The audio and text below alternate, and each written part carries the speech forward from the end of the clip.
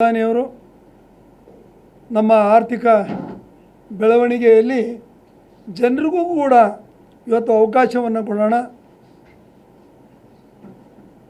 ಜನರು ಬರೀ ಏನಂದರೆ ತೆರಿಗೆ ಕಟ್ಟುವುದರಲ್ಲಿ ಮಾತ್ರ ಪಾತ್ರದಾರರಲ್ಲ, ಅದರ ಲಾಭವನ್ನು ಪಡೆಯುವಲ್ಲಿ ಇವತ್ತು ಅವಕಾಶವನ್ನು ಅವರಿಗೆ ಕೊಡೋಣ ಅನ್ನೋ ದೃಷ್ಟಿಯಿಂದ ಇದ್ದಂಥ 4 ಸ್ಲ್ಯಾಬ್ಗಳನ್ನು ಅದರಲ್ಲಿ ಕಡಿಮೆ ಮಾಡಿ 2 ಸ್ಲ್ಯಾಬ್ಗಳನ್ನು ಮಾಡಿ ಇವತ್ತು 18 ಮತ್ತು 5% 5% ಇದ್ದದ್ದನ್ನು ಬಹುಶಃ 0% ತಂದು 12% ಇದ್ದದ್ದನ್ನು 5% ತಂದು 28 ಇದ್ದದ್ದನ್ನು 18ಕ್ಕೆ ತೊಗೊಂಬಂದು ಇವತ್ತು ಬಹಳಷ್ಟು ಅನುಕೂಲತೆ ಆಗಿದ್ದನ್ನು ನಾವೆಲ್ಲರೂ ನಿಮ್ಮ ಮಾಧ್ಯಮದ ಮೂಲಕ ಇವತ್ತು ಜನಸಾಮಾನ್ಯರು ದೇಶಾದ್ಯಂತ ನೋಡಿ ಇವತ್ತು ಖುಷಿ ಪಡ್ತಾ ಇದ್ದಂಥ ಸಂದರ್ಭ. ಇವತ್ತು ಆ ವಿಚಾರದೊಳಗೆ ಇವತ್ತು ಬಹುಶಃ ನಾವು 2.5 ವರ್ಷದಲ್ಲಿ ಈ ರಾಜ್ಯದಲ್ಲಿ ಕಂಡಿರ್ತಕ್ಕಂಥ ತೆರಿಗೆಗಳ ಭಾರವನ್ನು ನೆನೆಸ್ಕೊಂಡ್ರೆ ನಮ್ಮೆಲ್ಲರಿಗೂ ಕೂಡ ಮೈ ಜುಮ್ ಅನ್ನಿಸುತ್ತೆ, ಹೆಂಗಪ್ಪ ಬದುಕೋದು ಅನ್ನೋದು. ಇವತ್ತು ಗಾಳಿ ಒಂದು ಬಿಟ್ಟರೆ ಬಹುಶಃ ಈ ರಾಜ್ಯದ ಸರ್ಕಾರ, ಕಾಂಗ್ರೆಸ್ ಸರ್ಕಾರ ಎಲ್ಲದರ ಮೇಲೆ ಪದೇ ಪದೇ ತೆರಿಗೆಯನ್ನು ಹಾಕ್ತಾ ಸಾಮಾನ್ಯ ಜನರ ಬದುಕನ್ನು ಅತ್ಯಂತ ದುಸ್ಥಿತಿಗೆ ತಂದಿರತಕ್ಕಂಥ ಸರ್ಕಾರ ಈ ಕಾಂಗ್ರೆಸ್ ಸರ್ಕಾರ.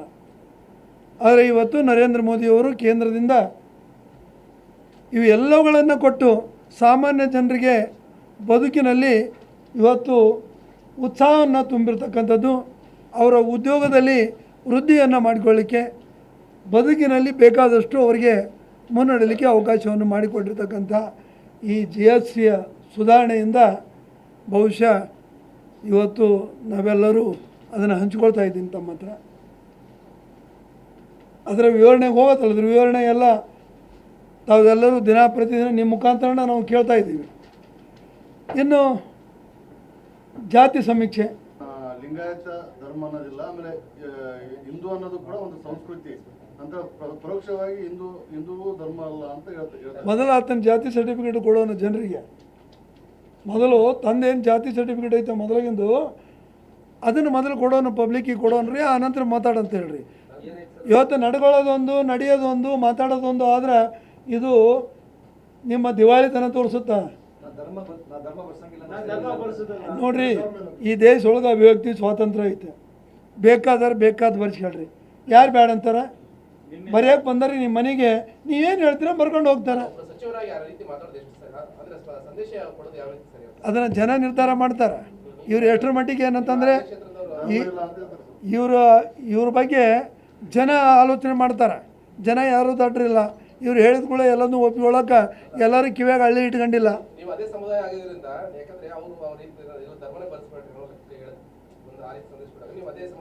ಹೇಳಿದ್ನಿಲ್ಲ. ಈಗ ರಾಯರೆಡ್ಡಿ ಒಂದು ನಿಂತ ವಿಚಾರ, ತನ್ನ ಸರ್ಕಾರದ ವಿರುದ್ಧನೇ ಮಾತಾಡ್ತಾನೆ, ಇನ್ನು ಧರ್ಮದ ವಿರುದ್ಧ ಮಾತಾಡೋದು ಏನು ದೊಡ್ಡಾಗತ್ತೆ? ಅಧಿಕಾರದಾಗ ಕುಂತ್ಕೊಂಡು ಆ ಪಕ್ಷದಾಗಿದ್ದು ಆ ಪಕ್ಷದ ಯೋಚನೆಗಳ ಬಗ್ಗೆನೇ ಎತ್ತೊತ್ತ ಮಾತಾಡ್ತಕ್ಕಂಥವ್ರು. ಇನ್ನು ಆ ಧರ್ಮದಾಗಿದ್ದು ಆ ಧರ್ಮದ ವಿರುದ್ಧ ಮಾತಾಡೋದು ಏನು ಹೊಸ ವಿಷಯ ರಾಯರೆಡ್ಡಿ ಅವ್ರ ಬಗ್ಗೆ ಅಲ್ಲ. ಇಲ್ಲ, ನಾನು ಏನಿಲ್ಲ ಅಂದ್ರೆ ಅಂದ್ರೆ ಇಂಥವನ್ನೆಲ್ಲ ಏನಂದ್ರೆ ಈಗ ಏನಂದ್ರೆ ಜನ ಚೀತು ಅಂತ ಏನು ಉಳಕತ್ತಾರಲ್ಲ, ಇವರಿಗೆ ಯಾವ ಅಭಿವೃದ್ಧಿ ಇರಲಾರ್ದಕ್ಕೆ ಇದನ್ನು ತಪ್ಪಿಸ್ಕೊಳಕ್ಕೆ ಇಂಥವ್ನ ಯಾವುದಾದ್ರೆ ಒಂದೊಂದು ದಿಕ್ಕು ತಪ್ಪಿಸ್ತಕ್ಕಂಥ ಕಾರ್ಯಕ್ರಮದೊಳಗೆ ಇದು ಒಂದು ಕಾರ್ಯಕ್ರಮ. ಇಲ್ಲ ಅನ್ನೋದು ಗುರ್ತೈತೆ. ಯಾರು ಮಾಡಿಸಿರ್ತಾರ ಹಾಕ್ಸಿರ್ತಾರೆ ಇವರು ಅಷ್ಟೇ. ಅದಕ್ಕೆ ಯಾವ ಅಥೆಂಟಿಕ್ ಇದೈತೆ? ಯಾಪ್ನಾಗ ಬಂದಿರೋ ಫಾರ್ಮೆಟಿಗೆ ಯಾವ ಅಥೆಂಟಿಕ್ ಸರ್ಕಾರದೈತೆ? ಇಲ್ಲ. ಅದರ ವಿರುದ್ಧ ಕೋರ್ಟಿಗೆ ಹೋಗಿದ್ದಾರೆ. ಇವತ್ತೇನೋ ಐತೆ, ಎಲ್ಲರಿಗೂ ಐತೆ, ಎಲ್ಲದಕ್ಕೂ ಐತೆ ಅಂತ ಹೇಳಿದ್ನಲ್ಲ ಆಗಲೇ. ಅಭಿವ್ಯಕ್ತಿ ಬೇಕಾದ ಮಾಡ್ಕೊಬೋದು. ಮೊದಲೇ ಮಾಡಿವಲ್ರಿ, ಮೊದಲೇ ದಿನದಿಂದನೇ ಮಾಡಕತ್ತೀವಿ ನಾವು. ನಿಮ್ಮ ಸಮೀಕ್ಷೆ ಹೊಂಟಿರೋದು ಇವನ ಜಾತಿಗಳನ್ನು ಹೊಡೆದು ತುಂಡು ಮಾಡಿ ಜನರ ಮನಸ್ಸನ್ನು ಕೆಡಿಸ್ತಕ್ಕಂಥದ್ದಂತ ಮೊದಲೇ ದಿನನೇ ಹೇಳಕತ್ತೀವಿ ನಾವು. ಇಲ್ಲಿ ಅಲ್ರಿ, ಅವ್ರು ಬಂದಿರೋ ಟೀಚರ್ ಬಂದಿರ್ತಾರೆ, ಅವ್ರ ಮುಂದೆ ನೀವು ಏನು ಹೇಳಿದ್ರೆ ಅವ್ರು ಏನು ಮಾಡೋರು ಅದರ ಅದಕ್ಕೇನು ಉತ್ತರ ಕೊಡ್ತಾರ? ನೀವಾಗಲಿ ಕೊಟ್ರೆ ಮಾಹಿತಿ ತಗೊಂತಾರ, ಕೊಡಲಿಲ್ಲ ಅಂದ್ರೆ ಹೋಗ್ತಾರ. ಅಲ್ಲ ಆ ನಿರ್ಧಾರ ಏನಾದ್ರು ಬಿಜೆಪಿ ತಗೊಂಡಿದೆ ಹೆಂಗೆ ತೊಗೊಳಂಗೆ ಯಾಕೆ ತೊಗೊಳ್ಳೋಣ? ಅವ್ರಿಗೊಂದು ಬಂದಿರ್ತಕ್ಕಂಥ ಎಂಪ್ಲಾಯೀಸ್ ಮೇಲೆ ನಮ್ಮ ರೋಷ ತೀರ್ಸೋದ? ಏನು ಮೀನಿಂಗ್ ಇಲ್ಲ. ಮಾಹಿತಿ ಕೊಡಲಿಲ್ಲ ಮಾಹಿತಿ ಏನೇನು ಕೊಡ್ಬೇಕು, ಮಾಹಿತಿ ನಂಗೆ ಕೊಡ್ಬೇಕಾದದ್ದು ಕೊಡಲೇಬೇಕಾ? ನೀವು ಹಂಗಾದ್ರೆ ಅದಕ್ಕೆ ಒಳಗೊಂಡಂಗೆ ಆಗುತ್ತೆ. ಅದೇನು ಒಳಗೊಂಡಾಗತ್ತೆ? ನಮಗೆ ಏನು ಕೊಡ್ಬೇಕು ಅನ್ನೋದೈತೆ ಅದನ್ನು ಕೊಡ್ತೀವಿ. ಅವ್ರಿಗೆ ಮಾಹಿತಿ ಒಳಗೆ ಏನು ಕೊಡ್ಬೇಕಾಯ್ತು ಅದನ್ನು ಕೊಡ್ತೀವಿ. ಎಲ್ಲದನ್ನ ಯಾಕೆ ಕೊಡೋಕ್ಕಾಗುತ್ತಾ? ಇಲ್ಲದ ಕೊಡೋಕ್ಕಾಗುತ್ತಾ? ಸ್ವಾಮೀಜಿಗಳು